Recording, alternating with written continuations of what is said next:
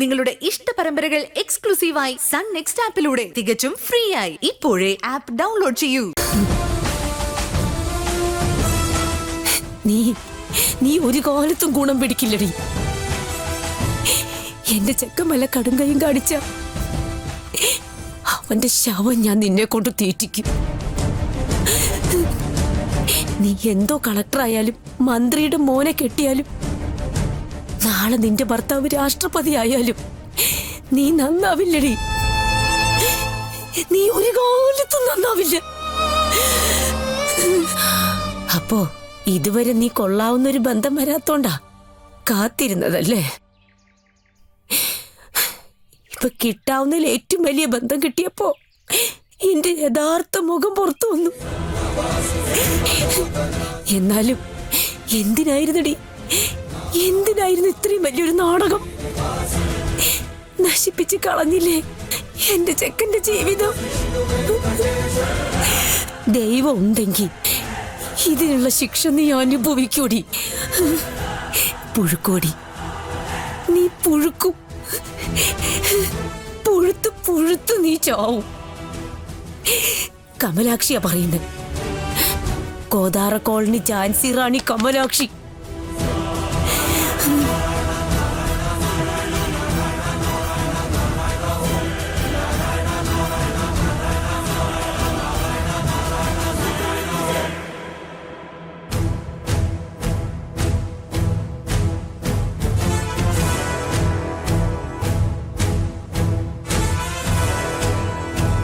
അവളെന്തിനാ കരഞ്ഞോണ്ട് പോയത്? ആഹ്ലാദ കണ്ണീര്. അവരൊരു കളക്ടറെ ജീവിതത്തെ ആദ്യമായിട്ടാ നേരി കാണുന്നതെന്ന്. കൊള്ളാലോ. അല്ലെങ്കിലും നമ്മുടെ വീട്ടിലെ ജോലിക്കാരൊക്കെ വളരെ നിഷ്കളങ്കരാ. ആ ഗണേശന്റെയും പാണ്ഡിതുരുടെയൊക്കെ സ്നേഹം കണ്ടില്ലേ? നീ കളക്ടറായതില് ഞങ്ങളെക്കാൾ സന്തോഷം അവർക്കാ. പാവങ്ങളാ. അയ്യാവോട് പറയണം അവർക്കൊക്കെ എന്തെങ്കിലും സമ്മാനം വാങ്ങിക്കൊടുക്കാൻ. പറയണം. നല്ല വില പിടിപ്പുള്ള സമ്മാനങ്ങൾ തന്നെ വാങ്ങിക്കൊടുക്കണം. മോള് വാ.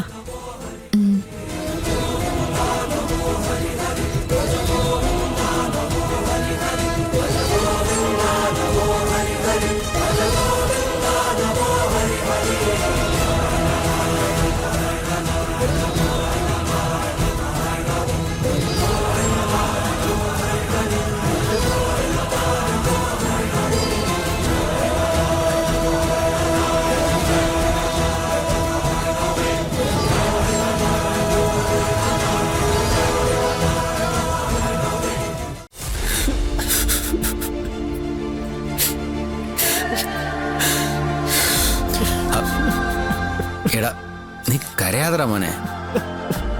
നീ കരയുന്ന കണ്ടിട്ട് എനിക്ക് സഹിക്കുന്നില്ല. ആതിരക്കുട്ടി എന്ന് പറഞ്ഞ് ഇത്രേ കാലം നടന്നിട്ടേ അവളെ ചങ്കിലെടുത്ത് വെച്ച് പൂജിച്ചിട്ടേ ഒടുക്ക അവള് നിന്നെ തേച്ചല്ലോ.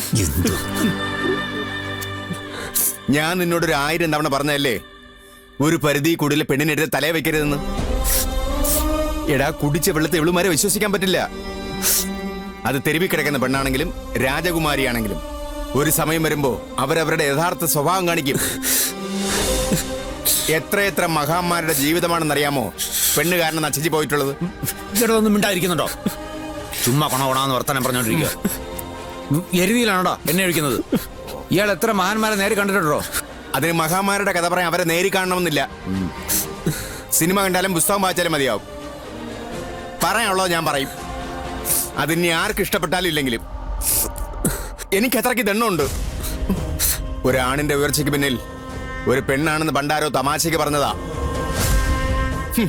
അതൊക്കെ വിശ്വസിക്കാൻ കുറെ പുളുന്താമാരാണുങ്ങളും അത് വിശ്വസിപ്പിക്കാൻ കുറുക്കന്റെ ബുദ്ധിയുള്ള കുറെ പെണ്ണുങ്ങളും. എന്റെ സുനീഷേ, നീ ഇങ്ങനെ കരഞ്ഞുകൊണ്ട് ഒരു കാര്യമില്ല. അവള് നിന്നെ തള്ളിപ്പറയുന്ന 1 മണിക്കൂർ മുമ്പ് നീ അവളെ തള്ളിപ്പറയണം. എടാ, അതാ ബുദ്ധി. ഇനിയെങ്കിലും ജീവിക്കാൻ പഠിക്കും. ശ്രീനാരിപുരത്ത് രാജകുമാരിന്ന് കിട്ടിയില്ലെങ്കിലും കോളനിയിൽ നിന്നെ ആത്മാർത്ഥമായിട്ട് സ്നേഹിക്കുന്ന ഒരു പെണ്ണിനെ നിനക്ക് കിട്ടും. അവനവന്റെ കൊക്കിൽ ഒതുങ്ങാവുന്ന മാത്രമേ കൊത്താവൂ. ഇല്ലെങ്കിലേ കൊക്ക് കീറിപ്പോവും. ഒന്ന് നിർത്തറോ. ഇനി താൻ വാ തുറന്ന ചവിട്ടി കൂട്ടി കൊന്ന് ചാക്കിലാക്കി വല്ല കായലും കൊണ്ട് താക്കും കേട്ടോ. മോനെ സുനീഷേ, നിനക്ക് ധൈര്യം ഉണ്ടെങ്കിൽ നീ അവളെ വിളിച്ചിറങ്ങിക്കൊണ്ട് പോടാ. ഈ നായരേട്ടൻ നിന്റെ കൂടെ നിൽക്കാം. ആകാശം പൊട്ടി തലയിൽ വീണാലും നായരേട്ടൻ നിന്നെ ചതിക്കില്ല. അതിന് ഇവൻ വിളിച്ചാ അവള് കൂടെ ഇറങ്ങി വന്നിട്ട് വേണ്ടേ? തന്റെ അടുത്താണ് മിണ്ടരുതെന്ന് പറഞ്ഞത്. സുനീഷേ, വേണ്ട കേട്ടോ, ഒന്നും വേണ്ട. അവള് പറഞ്ഞതാ ശരി, അവള് കാണിച്ചതാ ശരി. അവളെ ഇനി ഒന്നിനും നിർബന്ധിക്കണ്ട. അവൾക്കൊരു നല്ല ജീവിതം കിട്ടട്ടെ. ഒരു കേന്ദ്രമന്ത്രിയുടെ മകൻ എവിടെ കിടക്കുന്നു, ഒരു കോളനിയില് തന്ത ആരാന്ന് പോലും ഉറപ്പില്ലാത്ത ഒരു കൂറ ചെറുക്കൻ എവിടെ കിടക്കുന്നു, നാളെ രാഷ്ട്രപതി ആകാവുന്ന ഒരു ശാസ്ത്രജ്ഞൻ എവിടെ കിടക്കുന്നു, വേലയും കൂലിയും ഇല്ലാതെ തെണ്ടിത്തിരിഞ്ഞ് കിടക്കുന്ന സ്വപ്നജീവിയെ ഞാൻ എവിടെ കിടക്കുന്നു. വേണ്ട ഏട്ടാ, ഒന്നും വേണ്ട. ഞാൻ അവളെ മറന്നേക്കാം. അപ്പൊ ചെട്ടിയാര് പറഞ്ഞതുപോലെ നീ ഇവിടെ നിന്ന് അവളുടെ കല്യാണം നടത്തി കൊടുക്കാൻ പോവാണ്. പിന്നെ അതല്ലേ വേണ്ടത്? ചെട്ടിയാരുടെ ഉപ്പും ചോറുമല്ലേ ഇപ്പൊ ഈ ശരീരം. അപ്പോ അയാൾ പറയണതല്ലേ ഞാൻ കേൾക്കേണ്ടത്. ഈ കല്യാണം ഒരു മാനേജറുടെ സ്ഥാനത്ത് നിന്ന് നടത്തി കൊടുക്കേണ്ടത് എന്റെ ഉത്തരവാദിത്തമല്ലേ നായരേട്ടാ? ഞാൻ ചെയ്തോളാം. നിറഞ്ഞ മനസ്സോടെ ഞാൻ എന്റെ ഉത്തരവാദിത്തം ചെയ്തോളാം. അവൾക്ക് വേണ്ടെങ്കിൽ പിന്നെ എനിക്കെന്തിനാ അവളെ? എടാ, അവള് മനസ്സോടെ അല്ല അത് പറഞ്ഞെങ്കിലോ. ദേ പിന്നെയും കിടക്കുന്നു. എന്റെ നായരെ, നിങ്ങൾ ഇത്രയ്ക്ക് പൊട്ടനായി പോയല്ലോ. നിങ്ങളും കൂടി നിൽക്കുമ്പോഴേ അവളത് പറഞ്ഞത്. സൂടാ, ഓ, നിങ്ങൾ ഇത് പറഞ്ഞ് തമ്മിൽ വഴക്കിടണ്ട. ഇതെന്റെ വിധിയാ, ഞാൻ അനുഭവിച്ചേ പറ്റൂ. ആർക്കും എന്നെ രക്ഷിക്കാൻ പറ്റില്ല. ജനിപ്പിച്ച അച്ഛന് പോലും വേണ്ടാത്തവനാ ഞാൻ. പിന്നെ നിങ്ങൾക്ക് എന്തിനാ ഞാൻ? എനിക്ക് വേണ്ടി നിങ്ങൾ എന്തിനെങ്ങനെ വാദിക്കുന്നേ? ആരും വേണ്ട, ആരും വേണ്ട എനിക്ക്. നീ ഇതങ്ങോട്ടേക്കാ. എനിക്ക് അവളെ ഒന്ന് കാണണം. അതൊന്നും വേണ്ട, നീ ഇപ്പൊ അങ്ങോട്ടൊന്നും പോണ്ട. എന്താ പോയാല്? ഞാൻ പറയുന്ന അങ്ങോട്ട് അനുസരിച്ചാ മതി. ഇത്രയും കാലം അനുസരിച്ചിട്ട് പ്രത്യേകിച്ച് പ്രയോജനം ഉണ്ടായില്ലല്ലോ. നിങ്ങളെ മാത്രമല്ല, പലരെയും. ഇനി ഞാൻ കുറച്ചു കാലം എന്നെ അനുസരിക്കാൻ പോവുക. എന്റെ മനസാക്ഷിയെ. എന്താടാ നിന്റെ മനസാക്ഷി? ഇന്നലെ വരെ നിന്നെ പൊന്നുപോലെ സ്നേഹിച്ച ആ പെണ്ണിനെ ഒഴിവാക്കുന്നതാണോ നിന്റെ മനസാക്ഷി? ചേടാ, ഇത് വലിയ കഷ്ടമായല്ലോ. അതിന് ഇവനല്ലല്ലോ അവളെ ഉപേക്ഷിച്ച് അവളല്ലേ? അങ്ങനെയല്ലേ നമ്മൾ ഇതുവരെ സംസാരിച്ചത്? ഇപ്പൊ എന്താ കഥയ്ക്ക് പെട്ടെന്നൊരു ടെസ്റ്റ്? അണ്ണൻ പറഞ്ഞതാ ശരി, ഒരു ടെസ്റ്റും ഇല്ല.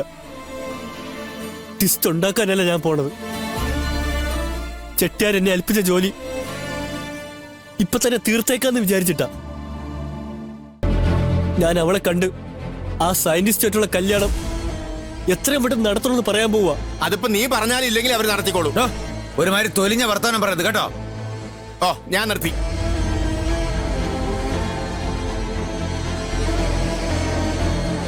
മോനെ സുനീഷേ, നീ വേണമെങ്കിൽ ഇപ്പൊ തന്നെ അവളെ പോയി കണ്ടോ.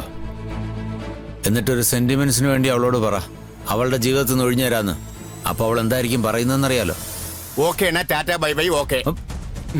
സുഗുണ, ഞാൻ നിർത്തി. എടാ, അപ്പൊ അവള് തുറന്നു പറയും എല്ലാം അഭിനയമായിരുന്നെന്ന്.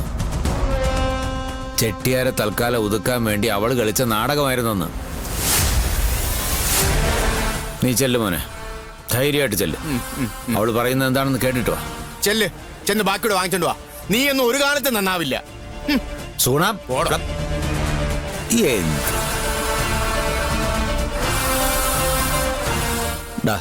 നീ ഇതൊന്നും കാര്യാക്കണ്ട.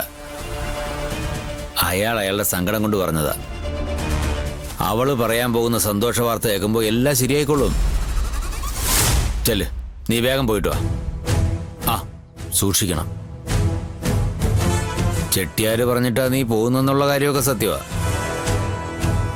പക്ഷെ അവളും നീയുമായിട്ടുള്ള സംഭാഷണം അയാൾ കേട്ടാ കുഴപ്പമോ? കാര്യങ്ങളൊക്കെ ഇവിടെ വരെ സ്മൂത്തായിട്ട് കൊണ്ടെത്തിച്ചിട്ട് നമ്മളായിട്ട് കൊളാക്കാൻ പാടില്ലല്ലോ. ആ ചിലപ്പോ ഇന്ന് രാത്രി നാട് വിടാന്ന് വരെ അവള് പറയും. അങ്ങനെയാണെങ്കിൽ പിന്നെ ഒന്നും ആലോചിക്കണ്ട. ഞാനെന്ന് പറഞ്ഞില്ലേ ബോംബെ, രാത്രി തന്നെ നിങ്ങൾ അങ്ങോട്ട് പോകാനുള്ള എല്ലാ ഏർപ്പാടും ഞാൻ ചെയ്യാം. അവിടെ ചെന്ന് എത്തിയാ പിന്നെ നിങ്ങളുടെ രോമത്തിൽ പോലും ഒരുത്തൻ തൊടില്ല. നീ പോയിട്ടോടാ, ചെല്. ശുഭവാർത്ത കേൾക്കാനായിട്ട് ഞാനിവിടെ കാത്തിരിക്കാം. ചെല് ചെല്ലടാ.